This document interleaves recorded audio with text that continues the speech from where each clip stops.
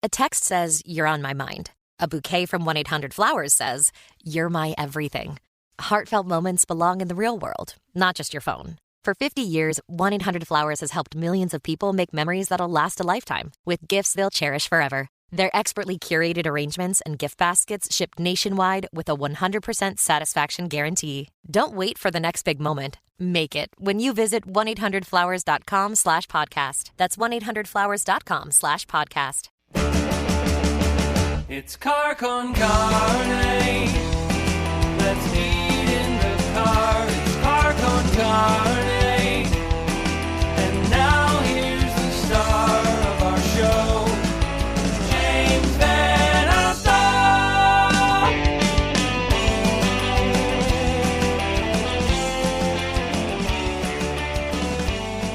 Welcome to Car con Carne. It would be wrong. It would be a civic irresponsibility to not mention the fact that the White Sox are playoff bound.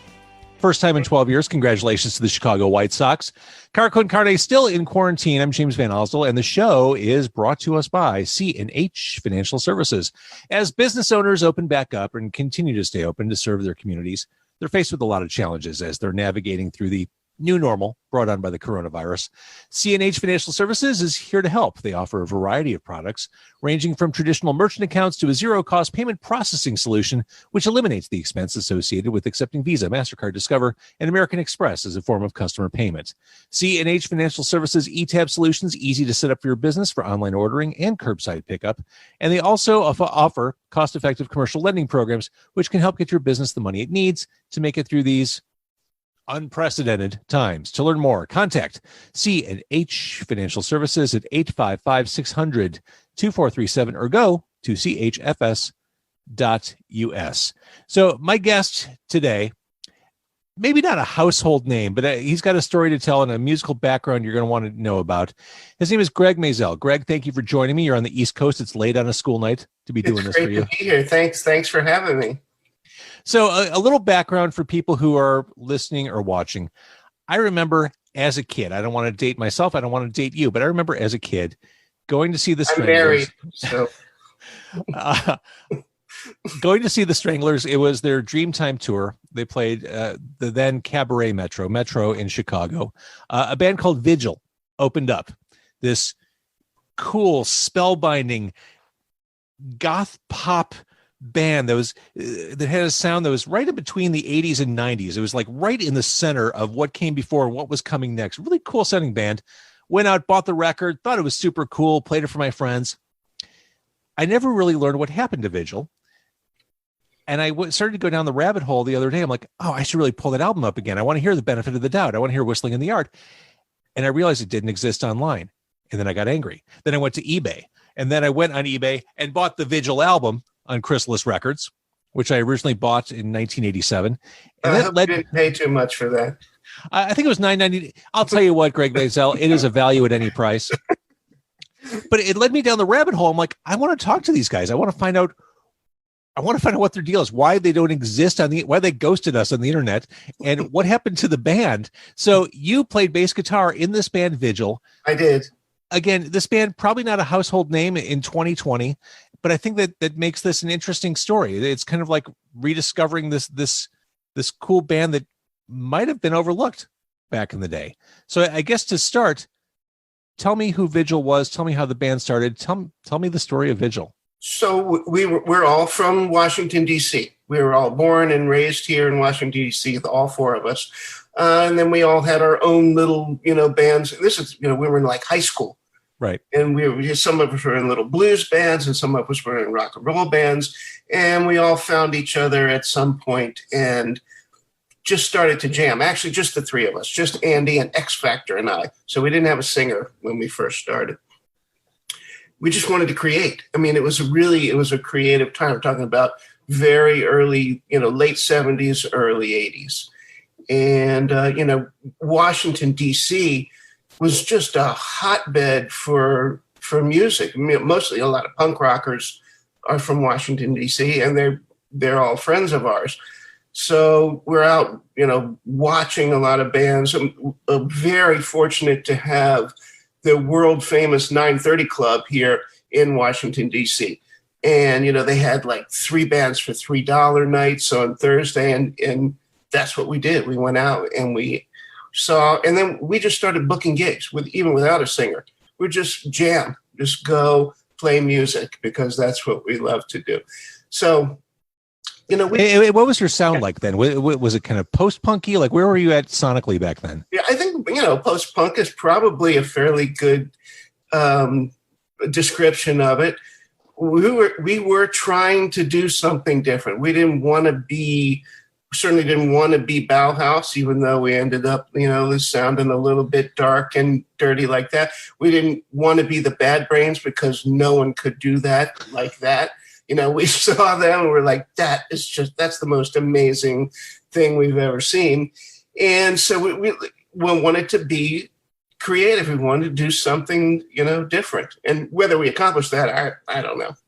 I can't tell. I mean, I still listen to the album, even this past week, I probably listened to 1 or 2 songs of it just to refresh myself. Gregg, I swear to you, and I wouldn't have chased you down if I didn't feel this way. There are a couple songs in there in particular that, most of it still really holds up and sounds really strong. I mean, some of it does sound like a product of that era, but these songs, they still resonate. I mean, the benefit of the doubt, yes. TBO, TDK, that's still... Never heard anybody do that. But is that what you called it, or wasn't... You know what? A lot of these things, until the album was released, and I heard all of them put together in sort of their own context, I didn't get it. I mean, I was there. I wrote every note. I was there for every recording session, and it wasn't until I heard the entire thing put together that I realized we had created this whole package. I mentioned Whistle in the Yard. That's something that I think I would recommend people start there. I think that really is just a cool sounding song. To modern ears, it still sounds super cool. Everywhere I go, when I talk to people, I mean, they see me play out now because I play in a couple other different bands and things on my own. People come to me and they say they love the song. They remember where they were when they heard it. They remember, just dancing and happy times. It makes me feel good every time. So fast forwarding in the 80s, it's just the 3 of you playing. Sam's a lead singer. Then Joe is our lead singer. Sam was our manager. But you found Joe, the lead singer, who's this mesmerizing presence on stage. Yeah. He was like an ad in the newspaper, and we went through a few singers, and Joe showed. I mean, I think the ad was like, we want someone who's creative and acrobatic and can speak French. I mean, just whatever, just random stuff. And Joe showed up, and he was the guy. He was like an alien beamed down from somewhere else on stage. And I will say, I mean, I still remember this was 1987. I saw you guys opening up. Yeah. You couldn't take your eyes off the dude. Yeah. He just commanded the attention. He definitely made a point of being the focal of the group, which was good because the rest of us, not much to look at, really. Here's a weird question. I remember this show at Metro, and I want to say I saw you another time, but I don't know if it's a false memory or not. Did you come through Chicago beyond the Stranglers tour? I don't think so. Okay, so it's a fake memory. It's a fake memory. It could have been a dream. That's clearly what it was. So this album comes out, and it's a weird time for the kind of music you're making, because weird music hadn't really hit its commercial crescendo. That was still a few years away. And I say weird music lovingly because that's the kind of music I like. But music that wasn't Springsteen, Born in the USA, or Dire Straits, Brothers in Arms still didn't really have its place in mainstream culture. So here's this kind of misfit sounding band. What were your expectations back then? Half of us, coming from just loving old school rock and roll and Led Zeppelin and The Who and stuff like that. And half of us, I mean, I was kind of the puppy of the band. I was actually the youngest person. So Andy was older than me by a couple of years, and his older brother was always introducing us to cool. That's the first time I ever heard like Gang of Four. The first time I ever heard Bauhaus and Ultrafox actually was through him. So, and we took little bits and we didn't steal anything. We just took, the idea that The they were inspiration, coming across, and tried to do something with it and make it, mold it, and create something.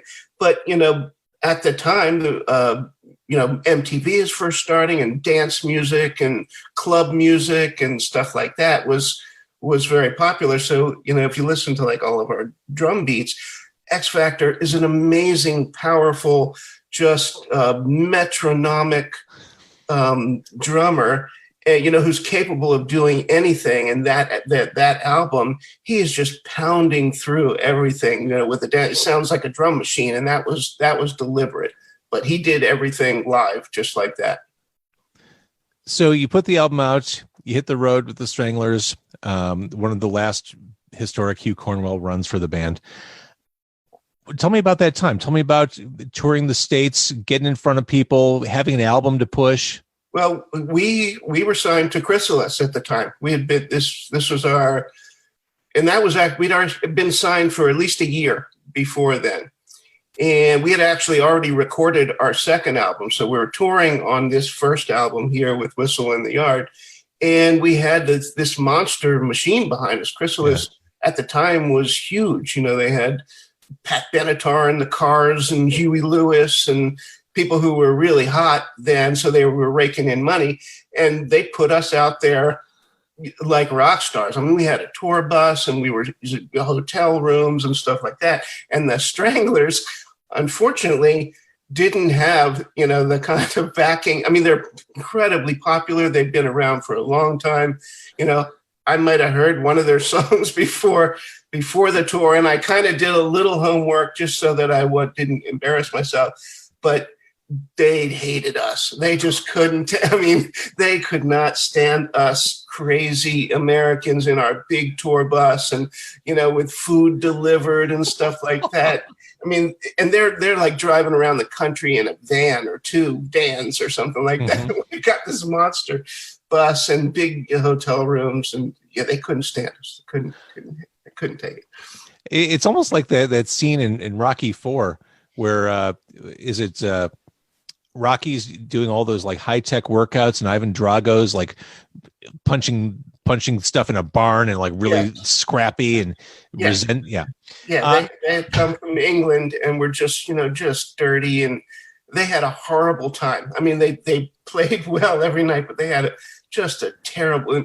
At one point in the middle of the tour, I think we were in Colorado or something, and their drummer, Jet Black, none more black or something like that. We relentlessly made fun of them, and they were hurling insults at us and calling us colonists and things like that. I mean, it was a whole back and forth thing. Anyway, so their drummer gets shingles on his ass somewhere in the middle of the tour, and it's so painful he can't play. They got to bring in somebody else to play because he can't sit on his drum stool because that's how painful it was. And we were just mean. I mean, just relentlessly mocking him and stuff like that. But was it the cockiness of we've got this tour bankrolled, we've got the big muscle of Chrysalis behind us. Look at us. We're next up.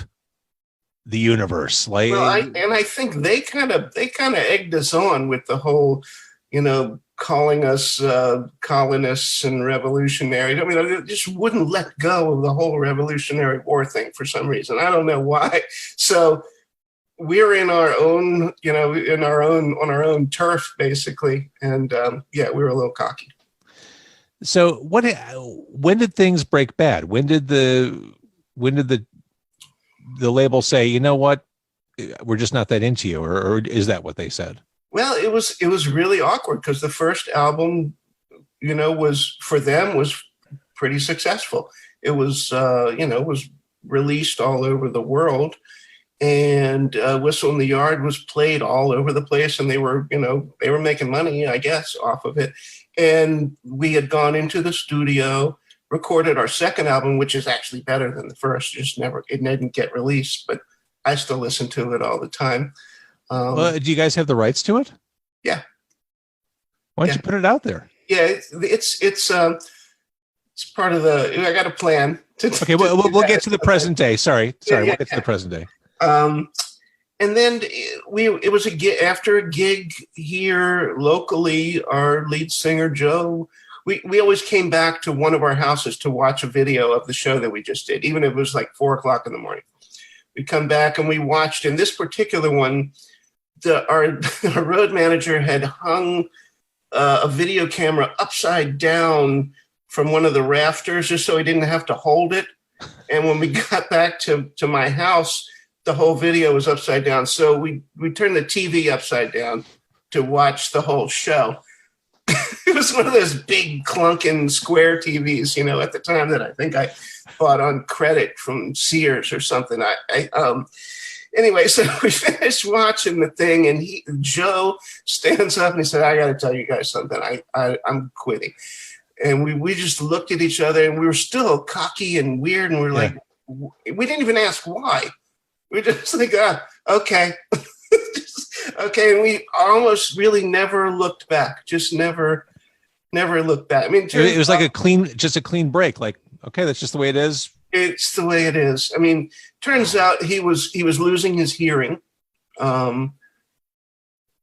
And there may have been other reasons. I don't know. I didn't ask. I didn't want to get into, any pissing match or anything like that. Or, we sort of started to think, well, maybe he got an offer from the record company to go out on his own and do a solo, but we hadn't even released our second album. So that didn't make any sense to us. But it turns out later he did kind of lose his hearing, and he got implants now, and he's doing much better. So now that you asked, he's doing a lot better. So all in from start to finish, from when Chrysalis put the record out to when Joe said, "I'm out." How are we talking? 2 years? Yep. Less than 2 years, probably. A statistical blip in the history of music that came and went so quickly.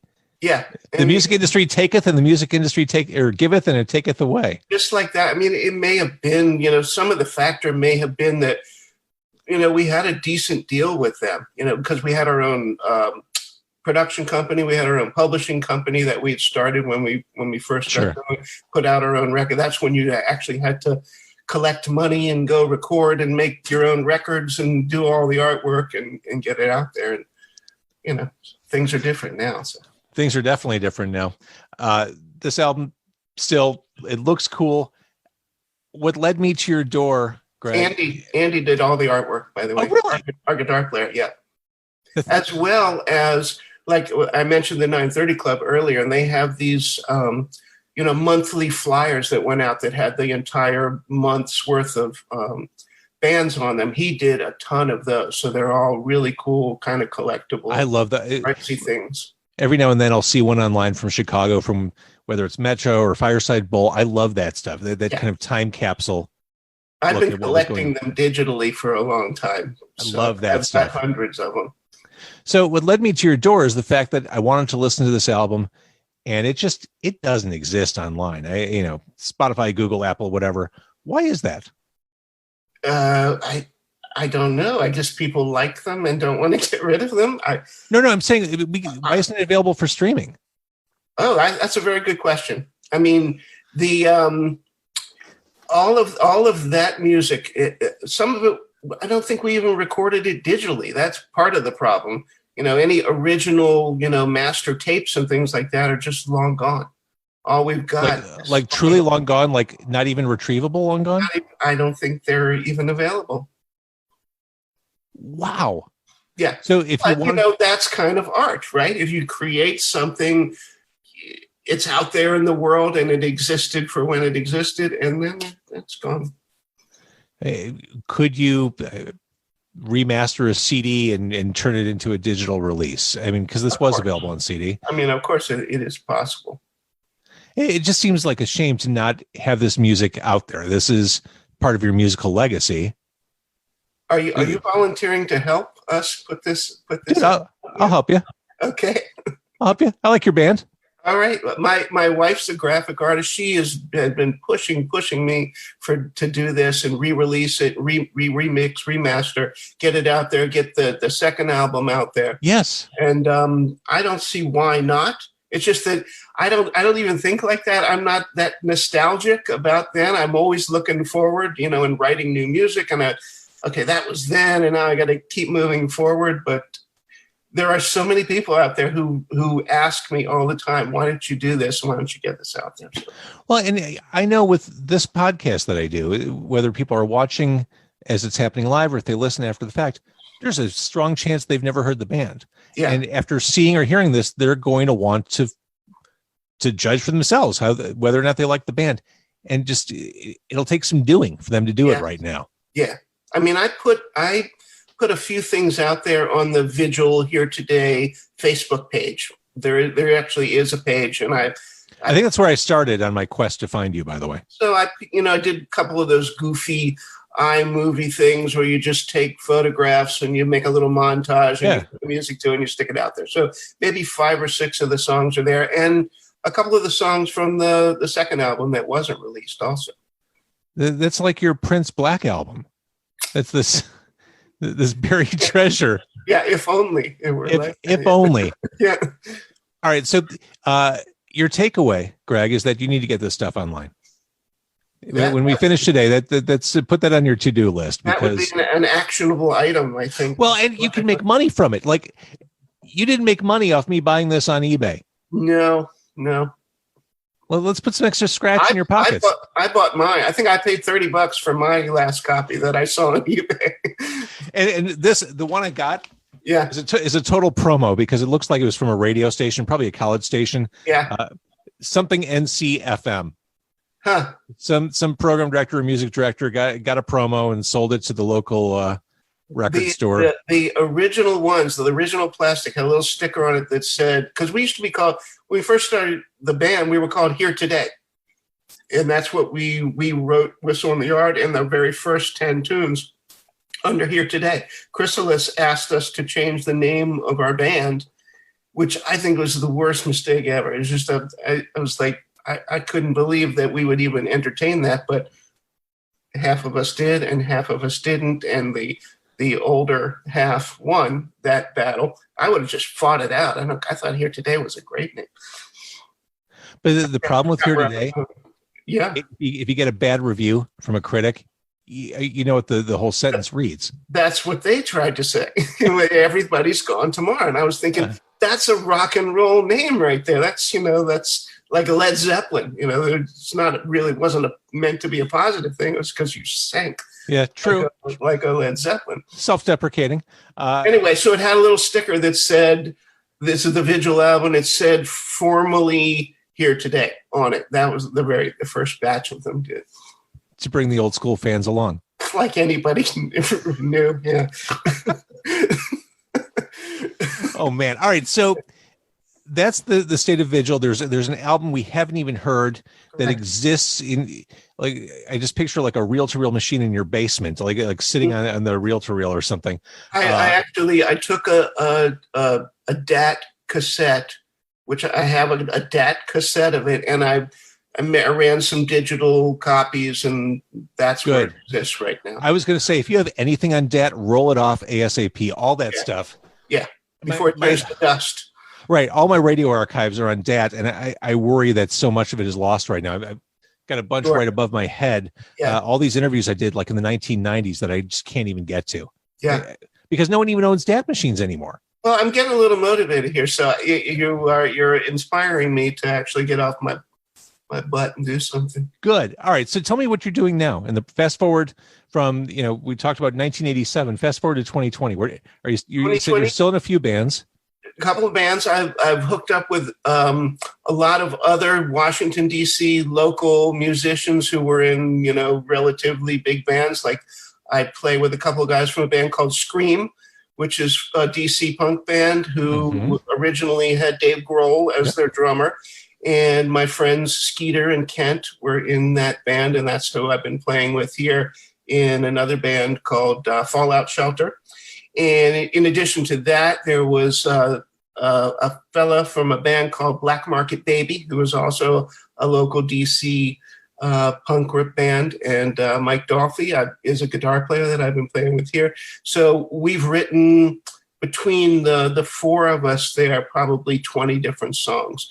And then COVID hit, and everybody hunkered down. Everyone went back to their basement, and I decided I can't take it anymore. And I called up a couple other friends of mine, and I was like, I'm going to record all my songs, first anyway. Right. So I went to Inner Ear Studios, which is where Scream and the Foo Fighters have recorded and things like that. It's in Virginia. And I started recording the 10 songs of mine that are fresh, all within the past couple years written. So there's nothing old. Though on the plan for this record here is to redo Whistle in the Yard in a little bit of a modern way. Yeah. Cool. All right. So that band is at least tentatively, I'd say 99% chance it's going to be called 1,000 Pictures. 1,000 Pictures. 1,000. All right, so you'll have to keep me updated so I can share the information as this stuff gets out there. Anyway, different from the Vigil days, you don't need to even put full albums out anymore. We're in this weird time where everything's released a la carte, a single at a time, an EP at a time. You don't need to have that full 10-song vision anymore. Exactly. Which may actually be perfect for what you're doing right now. I've already snuck out a couple of little sneak previews of some songs that are brand spanking new that we recorded. I did the same little video montage thing. Nice. Yeah. Well, so is there a place people can follow you to keep track too? Well, I've got a 1,000 Pictures Facebook page. We've got the Vigil Here Today Facebook page.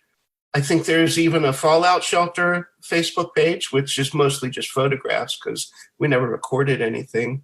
We haven't yet, anyway. Right. So that's the bulk of the media that's available. Love it. All right, I'm going to wrap up the social media feed, the live broadcast. Thank you, everybody who's been watching and hearing the story of Vigil. I want to thank Santi, who also says "Go Sox." Clarissa says "Nice Van Dyke." I believe that's a beard reference. She digs your beard. Is that me? Yeah, I think that's called a Van Dyke. I thought it was a goatee. It's a new generation. It's a Van Dyke. It was goatee. It could be something else for sure. Christian says, "Great commentary, guys." Thank you, Christian. And lots of people checking in there. So thank you, everybody. We're going to wrap this up, and much appreciated.